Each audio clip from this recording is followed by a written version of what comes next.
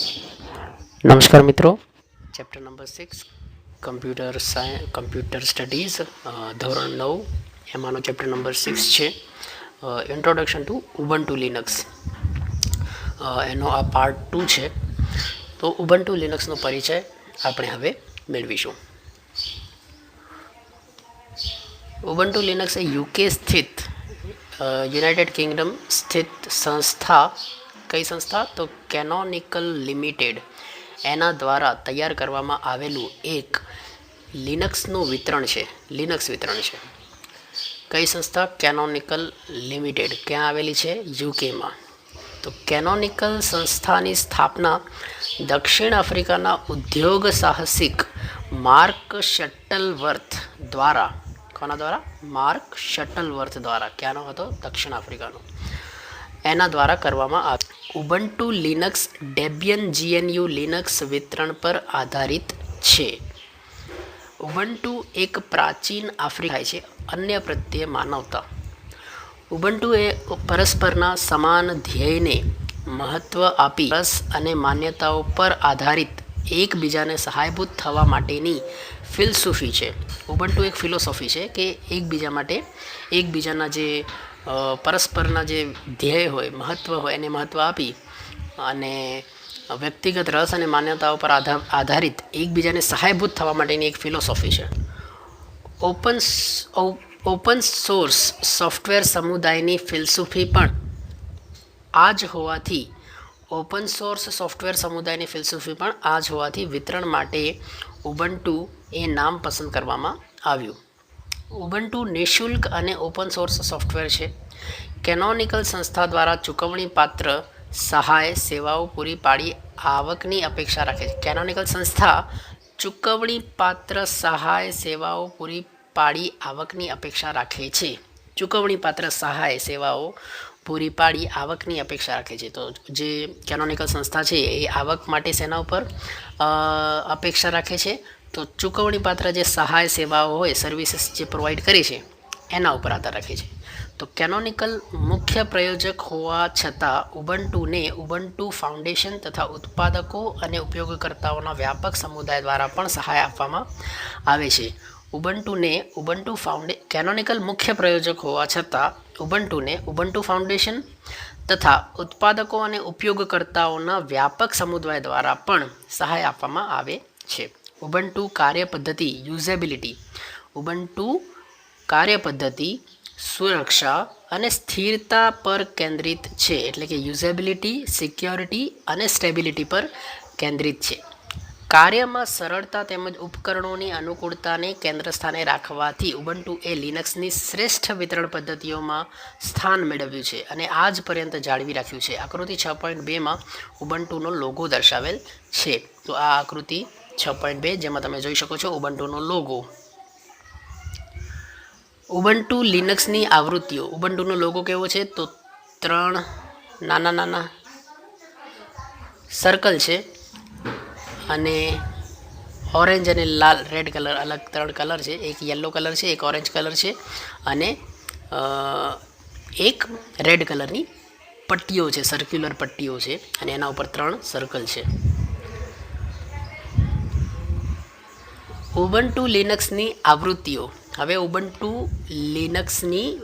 લિનક્સના જે વર્ઝન્સ છે એ આપણે જોઈએ. તો ઉબુન્ટુ એક સુનિશ્ચિત પ્રકાશન ક્રમને અનુસરે છે. સુનિશ્ચિત પ્રકાશન ક્રમને અનુસરે છે, જે અન્વયે દરેક વર્ષે એપ્રિલ અને ઓક્ટોબર મહિનામાં તેની નવી આવૃત્તિ પ્રસ્તુત કરવામાં આવે છે. જેના આધારે દરેક વર્ષે એપ્રિલ અને ઓક્ટોબર મહિનામાં તેની નવી આવૃત્તિ પ્રસ્તુત કરવામાં આવે છે ઉબુન્ટુ લિનક્સની. તો દરેક આવૃત્તિની ઓળખ માટે તે પછી પૂર્ણ વિરામ અને જે તે મહિનાના એપ્રિલ મહિનામાં પ્રકાશિત થયેલ વિતરણ પોઈન્ટ, એપ્રિલ મહિનો એટલે કે 04 લિનક્સ 10.4 LTS આ એનું વર્ઝન છે. 2010માં પ્રકાશિત થયેલો એપ્રિલ મહિનામાં. આ ઉપરાંત આવૃત્તિની સંજ્ઞામાં 2 શબ્દોનો પણ સમાવેશ કરવામાં આવે છે. પ્રથમ શબ્દ એક વિશેષણ અને બીજો શબ્દ કોઈ પ્રાણી વિશેષ સાથે સંબંધિત હોય છે. જેમ કે ઉબુન્ટુ 10.4 LTS એ લુસિડ લિંક્સ LTS એટલે કે લુસિડ લિંક્સ તરીકે રજૂ કરવામાં આવ્યું છે. આખું જે 10.4 LTS છે એને બે શબ્દ આપવામાં આવ્યા છે. એક છે વિશેષણ, પહેલો છે લુસિડ અને બીજો છે લુસિડ લિંક્સ. એવી રીતે એક વિશેષણ હોય અને બીજો શબ્દ હોય એ પ્રાણી હોય, તો પ્રાણીની વિશેષતા દર્શાવતો એવી રીતે એને નામ આપવામાં આવે છે. લુસિડ લિંક્સ તરીકે રજૂ કરવામાં આવ્યું હતું. જ્યારે ઉબુન્ટુ 12.4 LTS એ પ્રિસાઇઝ પેંગોલિન તરીકે પણ ઓળખવામાં આવે છે. વિતરણને ઓળખવા માટે લોકો મોટા ભાગે પ્રથમ શબ્દનો ઉપયોગ કરતા હોય છે. પ્રથમ શબ્દની પસંદગી વર્ણમાલાના ક્રમ આલ્ફાબેટિક ઓર્ડર મુજબ કરવામાં આવે છે, જેથી કોઈ પણ વ્યક્તિ માત્ર શબ્દનો પ્રથમ અક્ષર જોઈને જાણી શકે કે કયું વિતરણ વધુ અદ્યતન છે. દરેક ડેસ્કટોપ આવૃત્તિને તેની શરૂઆતથી પ્રકાશિત થયાના 18 મહિના સુધી અધિકૃત સમર્થન આપવામાં આવે છે. દર 2 વર્ષે દીર્ઘકાલીન સહાયક લોંગ ટર્મ સપોર્ટ એટલે કે LTS આવૃત્તિ બહાર પાડવામાં આવે છે. કેટલા? દર 2 વર્ષે દીર્ઘકાલીન સહાયક લોંગ ટર્મ સપોર્ટ LTS આવૃત્તિ બહાર પાડવામાં આવે છે.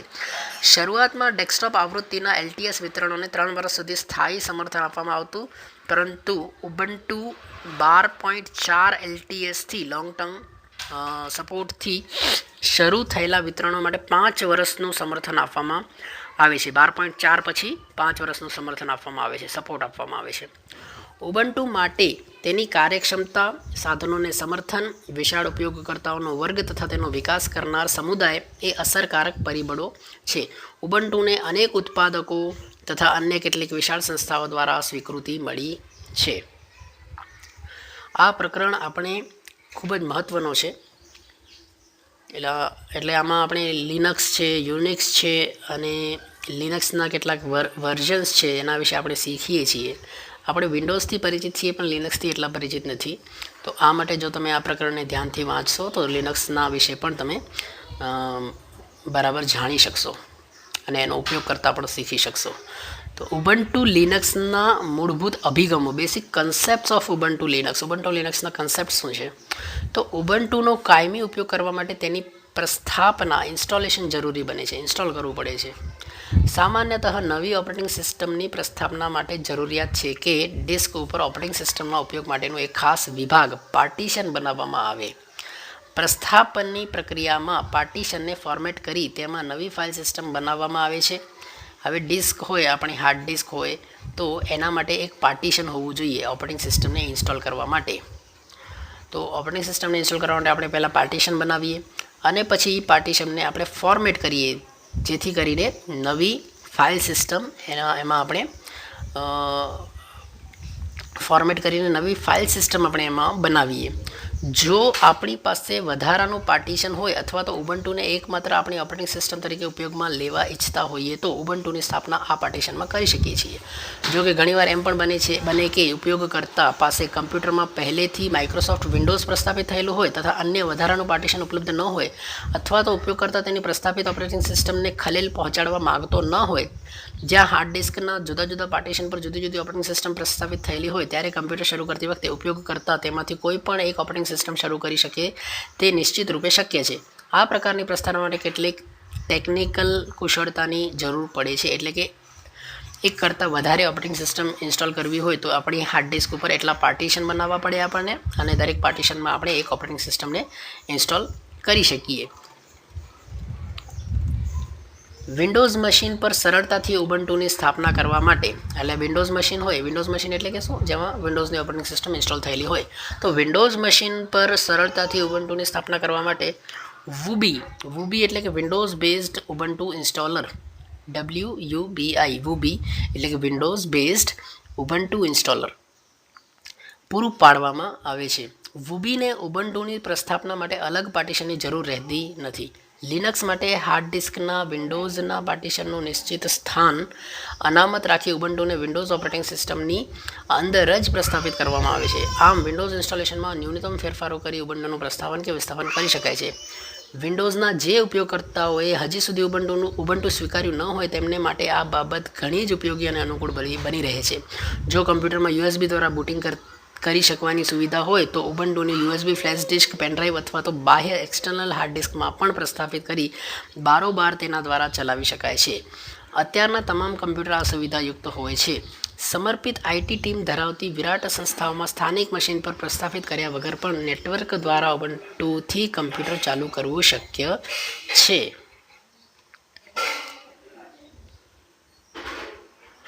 તો ઉબુન્ટુ સ્ટાર્ટ થાય ત્યારે આવી સ્ક્રીન તમને સ્પ્લેશ દેખાશે સ્ક્રીન ઉપર, જેને સ્પ્લેશ સ્ક્રીન કહેવાય. જો એકથી વધુ ઓપરેટિંગ સિસ્ટમ પ્રસ્થાપિત થયેલી હોય તો મશીન ચાલુ કરતાં જ બૂટ મેનેજર નામનો પ્રોગ્રામ ઓપરેટિંગ સિસ્ટમની પસંદગી દર્શાવે છે. એકવાર ઉબુન્ટુની પસંદગી કર્યા પછી ઉબુન્ટુ તેનું પોતાનું બૂટ લોડર શરૂ કરે છે.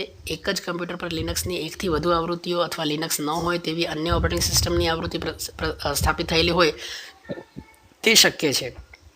આ સ્થિતિમાં ઉબુન્ટુ ગોઠવણીને આધારે ઓપરેટિંગ સિસ્ટમ અથવા તો લિનક્સ કર્નલની આવૃત્તિઓની યાદી દર્શાવે છે, જેમાંથી આપણે બુટિંગ માટે જરૂરી પસંદગી કરી શકીએ છીએ. આમ કર્યા બાદ આકૃતિ 6.3માં દર્શાવ્યા મુજબ સ્પ્લેશ સ્ક્રીન જોવા મળશે, જેના દ્વારા લિનક્સ કેટલીક આરંભિક કાર્યવાહીઓ પૂરી પાડે છે. ઉબુન્ટુની લોગિન સ્ક્રીન આ તમને દેખાય છે સ્ક્રીન ઉપર. એકવાર ઓપરેટિંગ સિસ્ટમ સંપૂર્ણપણે ચાલુ થઈ જાય અને ઉપયોગ માટે તૈયાર હોય ત્યારે ઉપયોગકર્તા સમક્ષ આકૃતિ 6.4માં દર્શાવ્યા પ્રમાણેનો લોગિન સ્ક્રીન રજૂ કરવામાં આવે છે. લિનક્સ એકથી વધુ ઉપયોગકર્તાઓને સમર્થન આપે છે તથા એક ઉપયોગકર્તા અન્ય ઉપયોગકર્તાને અવરોધરૂપ ન બને તે માટેની સુરક્ષાની ખાતરી આપવા માટે આ પ્રમાણભૂતતા તમે કોણ છો તેની ચકાસણી જરૂરી બને છે. ઉપયોગકર્તાના પસંદ કરેલા નામ સાથે જો સાચો પાસવર્ડ આપવામાં આવશે તો જ તમને ચોક્કસ ઉપયોગકર્તા તરીકે સ્વીકારવામાં આવશે. તમે સિસ્ટમના એકમાત્ર ઉપયોગકર્તા હો તો આપોઆપ પાસવર્ડની અપેક્ષા વિના પણ લોગિન કરી શકાય છે. લિનક્સ અનેક ભાષાઓ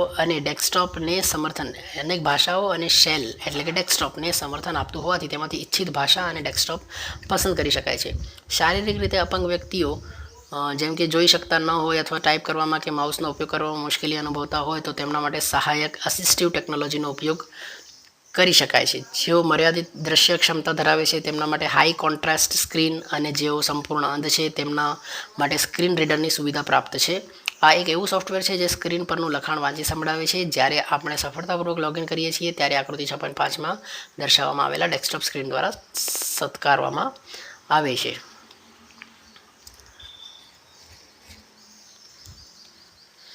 અહીં એ નોંધ લેવી જરૂરી છે કે આકૃતિઓમાં દર્શાવવામાં આવેલા સ્ક્રીન ઉબુન્ટુ 10.4 LTS આવૃત્તિના છે. અન્ય આવૃત્તિની સ્ક્રીન થોડા અલગ દેખાઈ શકે છે. કોઈપણ ઓપરેટિંગ સિસ્ટમનો ઉપયોગ કરતી વખતે તેને યોગ્ય રીતે ખોલવાની કે બંધ કરવાની આવડત પ્રાથમિક જરૂરિયાત બની રહે છે. કમ્પ્યુટર બંધ કરવા માટેની યોગ્ય પદ્ધતિને અનુસરવું જોઈએ, કારણ કે જો આપણે કમ્પ્યુટરની માત્ર સ્વિચ બંધ કરી દઈએ અથવા તો અચાનક વિદ્યુત પ્રવાહ બંધ થઈ જવાના કિસ્સામાં કમ્પ્યુટર બંધ થઈ જાય ત્યારે તેની ફાઇલ સિસ્ટમને નુકસાન થાય છે અથવા આપણી સંગ્રહિત માહિતીને પણ હાનિ પહોંચે છે. મુખ્ય મેમરી કરતાં હાર્ડ ડિસ્ક ઘણી ધીમી ગતિએ કાર્ય કરતી હોવાથી ઉપયોગકર્તા દ્વારા અથવા પ્રોગ્રામ દ્વારા ડિસ્ક ઉપર માહિતી ઉમેરવામાં આવતી હોય ત્યારે વાસ્તવમાં તે માહિતી મુખ્ય મેમરીમાં સંગ્રહવામાં આવે છે. પછીથી કોઈ સમયે અનુકૂળતા મુજબ માહિતીને ડિસ્ક ઉપર ઉમેરવામાં આવે છે. આ પ્રક્રિયાને કેશિંગ અથવા તો બફરિંગ કહે છે. કમ્પ્યુટર દ્વારા વધુ સારી કાર્યવાહી માટે આ જરૂરી છે.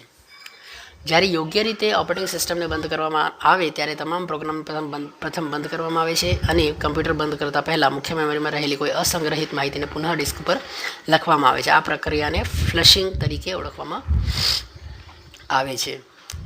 જો આપણે અચાનક કમ્પ્યુટરની સ્વિચ બંધ કરી દઈએ તો આ પ્રકારની માહિતી નાશ પામે છે, કારણ કે હાર્ડ ડિસ્કની વિરુદ્ધ મુખ્ય મેમરી નાશવંત છે. જ્યારે કમ્પ્યુટરનો વિદ્યુત પ્રવાહ બંધ કરવામાં આવે ત્યારે તે નાશ પામે છે. ઉબુન્ટુમાં ઉપરની બાજુ જમણી તરફ આવેલા આઇકોન પર ક્લિક આપવાથી કેટલીક પસંદગીઓ સાથેનો એક મેનુ જોવા મળે છે, જેમાં શટડાઉન વિકલ્પ પણ આપેલો હોય છે. આ વિકલ્પ પસંદ કર્યા બાદ ઉબુન્ટુ તેની શટડાઉન પ્રક્રિયા સમાપ્ત ન કરે ત્યાં સુધી વિદ્યુત પ્રવાહ ચાલુ રાખવો જોઈએ. આધુનિક કમ્પ્યુટરોમાં પાવર બટનની એવી વ્યવસ્થા ઉપલબ્ધ છે જેમાં પાવર બટન દબાવવાથી આપોઆપ જ શટડાઉનની પ્રક્રિયા શરૂ થઈ જાય છે. આ પ્રક્રિયા પૂરી થાય એની સાથે જ કમ્પ્યુટર વિદ્યુત પ્રવાહને પણ બંધ કરી દે છે. કમ્પ્યુટરને સ્લીપ સ્થિતિ અથવા તો હાઇબરનેટ અવસ્થામાં મૂકવાનું પણ શક્ય છે. આ પ્રકારની સ્થિતિ ચાલુ પ્રોગ્રામને અને અસંગ્રહિત વિગતોને સાચવે છે અને કમ્પ્યુટર ખૂબ ઓછા વિદ્યુત પ્રવાહનો ઉપયોગ કરતું થાય તેવી સ્થિતિમાં મૂકી આપે છે અથવા તો તેને સંપૂર્ણ બંધ કરી દે છે. જ્યારે કમ્પ્યુટરને ફરી શરૂ કરવામાં આવે ત્યારે તેને ક્યારેય સ્લીપ કે હાઇબરનેટ સ્થિતિમાં મૂક્યું જ ન હોય તે રીતે તમામ ચાલુ પ્રોગ્રામ કે ખુલેલી વિન્ડો પૂર્વવત સ્થિતિમાં ઉપલબ્ધ થાય છે. તમારા કાર્યમાં તમે થોડો અવકાશ ઈચ્છતા હો ત્યારે આ પ્રકારની વ્યવસ્થા વિદ્યુત પ્રવાહની બચત કરે છે. આ સુવિધા ખાસ કરીને લેપટોપ કમ્પ્યુટર માટે ઘણી ઉપયોગી છે. સામાન્ય રીતે લેપટોપ કમ્પ્યુટરમાં ઓપરેટિંગ સિસ્ટમ ચાલુ હોય ત્યારે જો તેની લીડ બંધ કરવામાં આવે તો તે આપોઆપ સ્લીપ સ્થિતિમાં મુકાઈ જાય છે. ક્યારેક આપણે કોઈ અન્ય કાર્યવશ થોડા સમય માટે કમ્પ્યુટર પરનું કાર્ય સ્થગિત કરવું પડે છે. આપણે થોડી જ વારમાં પરત આવવાનું હોય, કમ્પ્યુટર બંધ કરવા કે સ્લીપ મોડની સ્થિતિમાં મૂકવા ઈચ્છતા નથી. કમ્પ્યુટર લોગિન સ્થિતિમાં હોવાથી અન્ય કોઈ વ્યક્તિ તમારા નામથી તેમાં કાર્ય કરી શકે છે. આવું ન બને તે માટે આવી સ્થિતિમાં કમ્પ્યુટરને લોક કરી દેવું હિતાવહ છે. કમ્પ્યુટરમાં શટડાઉન સાથે લોક વિકલ્પ પણ ઉપલબ્ધ હોય છે. કમ્પ્યુટરને ઝડપથી લોક કરવા માટે Ctrl+Alt+L કીનો ઉપયોગ કરી શકાય છે. જ્યારે કમ્પ્યુટર લોક કરેલું હોય ત્યારે અન્ય વ્યક્તિ તેમાં કાર્ય કરી શકતી નથી, પરંતુ તમારા માટે તેમાં સંદેશ મૂકી શકે છે. જ્યારે આપણે પરત આવીએ ત્યારે કમ્પ્યુટર પર ફરી કાર્ય કરવા માંગતા હોઈએ તો કમ્પ્યુટરને અનલોક કરવા માટે પાસવર્ડ ઉમેરી ફરી કાર્ય શરૂ કરી શકાય છે. નિર્ધારિત સમય સુધી કીબોર્ડ કે માઉસનો ઉપયોગ ન કરવામાં આવે તો પણ કમ્પ્યુટર આપોઆપ લોક થઈ જાય છે. ક્યારેક ઉપયોગકર્તા પોતાના પ્રોગ્રામ બંધ કરવા માંગતો ન હોય અને કમ્પ્યુટરને લોગ આઉટ કર્યા વિના થોડા સમય માટે અન્ય ઉપયોગકર્તાને સોંપવા માંગતો હોય, આવા સમયે સ્વિચ યુઝર વિકલ્પ ઉપયોગી બને છે. આ વિકલ્પ હાલના ઉપયોગકર્તાના સેશનને લોક કરે છે પરંતુ સેશનને બંધ કરતું નથી કે પ્રોગ્રામ અટકાવતું નથી અને અન્ય ઉપયોગકર્તા લોગિન કરી શકે તે માટેની લોગિન સ્ક્રીન પણ રજૂ કરે છે. મૂળ ઉપયોગકર્તા સ્વિચ યુઝર વિકલ્પનો ઉપયોગ કરી લોગિન સ્ક્રીનમાં અન્ય ઉપયોગકર્તાને પાસવર્ડ પૂરો પાડી તેનું સેશન શરૂ કરી શકે છે. પાછા ફરી વખતે મૂળ ઉપયોગકર્તાને પૂર્વવત સ્ક્રીન પૂરી પાડવામાં આવે છે. આ સુવિધા દ્વારા અનેક ઉપયોગકર્તાઓ સિસ્ટમને વારાફરતી ઉપયોગ કરી શકે છે. ઉબુન્ટુમાં વિગતોનો ઉપયોગ એટલે કે એક્સેસિંગ ડેટા ઓન ઉબુન્ટુ. કમ્પ્યુટરમાં ઘણા સ્ટોરેજ સાધનો ઉપલબ્ધ હોઈ શકે છે. વળી રિમૂવેબલ સાધનો પણ ગમે તે સમયે જોડી કે દૂર કરી શકાય છે. દરેક સાધનને પોતાની ફાઇલ સિસ્ટમ હોય છે. હાર્ડ ડિસ્ક જેવા એકથી વધુ પાર્ટીશન ધરાવતા સાધન પર દરેક પાર્ટીશન માટે સ્વતંત્ર ફાઇલ સિસ્ટમ હોય છે. આ ફાઇલ સિસ્ટમનો ઉપયોગ કેવી રીતે કરી શકાય? માઇક્રોસોફ્ટ વિન્ડોઝ જેવી ઓપરેટિંગ સિસ્ટમ દરેક ફાઇલ સિસ્ટમને સી ડ્રાઈવ, ડી ડ્રાઈવ, ઈ ડ્રાઈવ વગેરે શબ્દો વગેરે જેવા અક્ષરો એટલે કે ડ્રાઈવ લેટર્સ દ્વારા સુનિશ્ચિત કરે છે. જો કે લિનક્સ અને યુનિક્સ જેવી સિસ્ટમ પાસે વૃક્ષ સ્વરૂપે એટલે કે રૂટ ડિરેક્ટરીથી શરૂ થતી સિંગલ ફાઇલ સિસ્ટમ હોય છે. રૂટને સ્લેશ દ્વારા દર્શાવવામાં આવે છે, ફોરવર્ડ સ્લેશ એટલે કે આગળ નમેલો સ્લેશ. ઉબુન્ટુ જે પાર્ટીશન દ્વારા બૂટ કરવામાં આવે છે તેને રૂટ ફાઇલ સિસ્ટમ તરીકે ઓળખવામાં આવે છે. આ ફાઇલ સિસ્ટમની રૂટ ડિરેક્ટરી ફાઇલ સિસ્ટમના આખા વૃક્ષમાળાનું મૂળ બને છે. શરૂઆતમાં માત્ર આ જ ફાઇલ સિસ્ટમ ઉપલબ્ધ હોય છે. અન્ય કોઈપણ ફાઇલ સિસ્ટમને કોઈપણ હયાત ડિરેક્ટરી દ્વારા સ્થાપિત કરી માઉન્ટ કરી ઉપયોગમાં લઈ શકાય છે. આ ડિરેક્ટરીને માઉન્ટ પોઈન્ટ કહે છે. એકવાર સ્થાપિત થયા બાદ તે ફાઇલ સિસ્ટમની માહિતી માઉન્ટ પોઈન્ટ ડિરેક્ટરીની વિગતો સ્વરૂપે જોઈ શકાય છે. જો માઉન્ટ પોઈન્ટ માટે ઉપયોગમાં લીધેલી ડિરેક્ટરી પહેલેથી કોઈ વિગતો સબ ડિરેક્ટરી કે ફાઇલો ધરાવતી હોય તો સ્થાપના ક્રિયા દરમિયાન તેને અદૃશ્ય બનાવી દેવામાં આવે છે. એ પછી માઉન્ટ પોઈન્ટ ડિરેક્ટરી દ્વારા ફાઇલ સિસ્ટમની વિગતોનો ઉપયોગ કે સુધારા કરી શકાય છે. જ્યારે એ ફાઇલ સિસ્ટમની જરૂર ન હોય તેને વિસ્થાપિત એટલે કે અનમાઉન્ટ કરી શકાય છે. આ સમયે માઉન્ટ પોઈન્ટ ડિરેક્ટરીની અદૃશ્ય એવી મૂળભૂત વિગતોને ફરી દ્રશ્યમાન બનાવવામાં આવે છે એટલે કે અનમાસ્ક કરવામાં આવે છે. આ પ્રક્રિયા આકૃતિ 6.6, 6.7, 6.8, 6.9માં દર્શાવવામાં આવી છે. આકૃતિ 6.6 રૂટ ફાઇલ સિસ્ટમ દર્શાવે છે. આકૃતિ 6.6 જે છે એ રૂટ ફાઇલ સિસ્ટમ દર્શાવે છે. એમાંથી સૌથી પહેલાં આ જે રૂટ ડિરેક્ટરી હોય એની અંદર 2 ડિરેક્ટરી છે અને બંને ડિરેક્ટરીમાં બે ફાઇલ છે. વળી પાછી એક ડિરેક્ટરી છે, એમાં વળી પાછી 2 ડિરેક્ટરી છે અને 2 ફાઇલ છે. આમાં એક ડિરેક્ટરી